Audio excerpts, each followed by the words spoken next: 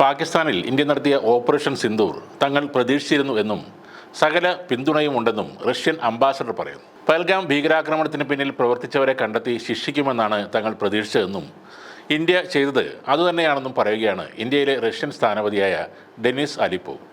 വാർത്താ ഏജൻസിയായ INS നൽകിയ പ്രത്യേക അഭിമുഖത്തിലാണ് ഡെനിസ് അലിപ്പോവ് തങ്ങളുടെ ഈ നിലപാട് വ്യക്തമാക്കിയത്. പഹൽഗാമിൽ നടന്നത് അങ്ങേയറ്റം ഹീനമായ ഒരു ആക്രമണമാണ്. ഭീകരാക്രമണം നടന്നത് അറിഞ്ഞയുടൻ റഷ്യയുടെ പിന്തുണ ഇന്ത്യയെ അറിയിച്ചുകൊണ്ട് പ്രധാനമന്ത്രി നരേന്ദ്രമോദിക്ക് റഷ്യൻ പ്രസിഡന്റ് വ്ളാദിമിർ പുടിൻ സന്ദേശം അയച്ചിരുന്നു. ഭീകരാക്രമണത്തിലെ ദുഃഖം അറിയിക്കുന്നതിനൊപ്പം ഇതിന് പിന്നിൽ പ്രവർത്തിച്ചവരെ കണ്ടെത്തുമെന്നും ശിക്ഷിക്കുമെന്നും പുടിൻ പ്രതീക്ഷ പങ്കുവച്ചിരുന്നുവെന്നും ഒടുവിൽ ഇന്ത്യ അതുതന്നെയാണ് ചെയ്തതെന്നും ഡെനിസ് അലിപ്പോവ് പറഞ്ഞു. ഭീകരവാദം അതിർത്തി കടന്നുള്ളതായാലും മറ്റേതെങ്കിലും തരത്തിലുള്ളതാണെങ്കിലും അതിൻ്റെ കാര്യത്തിൽ ഇരട്ടത്താപ്പ് പാടില്ലെന്നും അദ്ദേഹം പറഞ്ഞു. ഇന്ത്യ ലക്ഷ്യം വ്യക്തമാക്കുകയും തീവ്രവാദത്തിനെതിരെ നടപടികൾ സ്വീകരിക്കുകയും ചെയ്തതായി ഓപ്പറേഷൻ സിന്ദൂറിനെക്കുറിച്ച് സംസാരിക്കുന്നതിനിടെ അലിപ്പോവ് പറഞ്ഞു. തങ്ങളുടെ അഭിമാനമായ S-400 സിസ്റ്റം ഉപയോഗിച്ചെന്നാണ് അറിഞ്ഞത്. ബ്രഹ്മോസ് മിസൈലുകളും ഇതിൽ ഉപയോഗിച്ചിരുന്നു. ലഭ്യമായ റിപ്പോർട്ടുകൾ പ്രകാരം ഈ ആയുധങ്ങളുടെ പ്രകടനം മാതൃകാപരമായിരുന്നുവെന്നും ഡെനിസ് അലിപ്പോവ് വ്യക്തമാക്കി. ബ്രഹ്മോസ് മിസൈലുകൾ ഇന്ത്യയിൽ തന്നെയാണ് നിർമ്മിച്ചത്. റഷ്യയുമായുള്ള സംയുക്ത സഹകരണത്തോടെയുള്ള ഒരു ഇന്ത്യൻ പ്രൊഡക്റ്റാണത്. സംയുക്ത സംരംഭത്തിലൂടെ ആയുധങ്ങളുടെ രൂപകൽപ്പനയും നിർമ്മാണവും ഇപ്പോൾ നടന്നുകൊണ്ടിരിക്കുകയാണ്.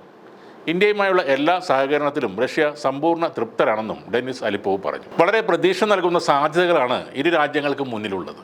ഇപ്പോൾ ചർച്ച ചെയ്യുന്നതും നിലവിൽ നടപ്പിലാക്കുന്നതുമായ മറ്റ് പല കാര്യങ്ങളെയും പോലെ ഈ പാതയും വികസിപ്പിക്കണം എന്നാണ് റഷ്യയുടെ ആഗ്രഹമെന്നും അദ്ദേഹം കൂട്ടിച്ചേർത്തു. ഇന്ത്യ കൂടുതൽ S-400 വ്യോമ പ്രതിരോധ സംവിധാനങ്ങൾ വാങ്ങാൻ ശ്രമിക്കുന്നുണ്ടെന്ന റിപ്പോർട്ടുകളെക്കുറിച്ചുള്ള ചില ചോദ്യങ്ങൾക്ക് അദ്ദേഹം മറുപടി നൽകി.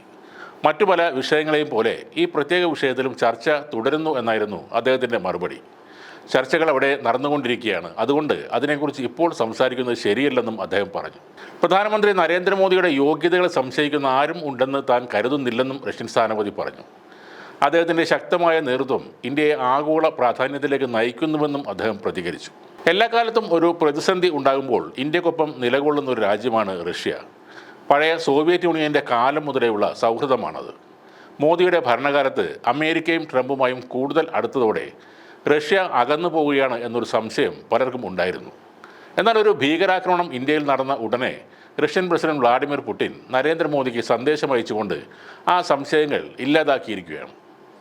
ഇന്ത്യയിൽ നടന്ന ആക്രമണത്തിൽ ദുഃഖം അറിയിക്കുക മാത്രമല്ല പുടിൻ ചെയ്തത്.